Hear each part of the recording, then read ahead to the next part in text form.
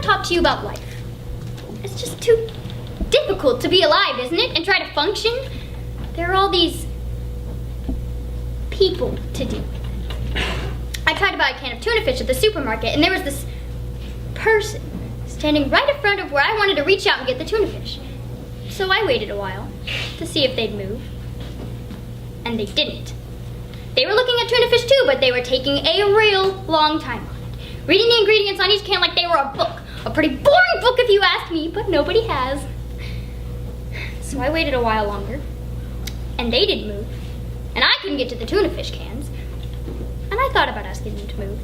But then they seemed so stupid not to have sensed that I needed to get to the tuna fish cans that I had this awful fear that it would do no good.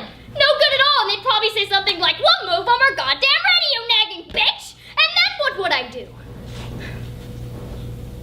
So then, I started to cry, out of frustration, quietly, so as not to disturb anyone.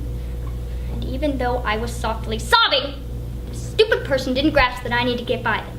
And so I raised my fist in the air and I brought it down real hard in his head and screamed, "Will you kindly move, asshole?" The man fell to the ground and looked totally startled, and some child nearby started to cry, and I was still crying, and I couldn't imagine making use of the tuna fish can now anyway, so I shouted at the child to stop crying! I mean, it was drawing too much attention to me. And then I ran out of the supermarket and I thought,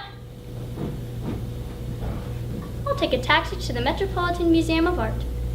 I need to be surrounded by culture right now, not tuna fish.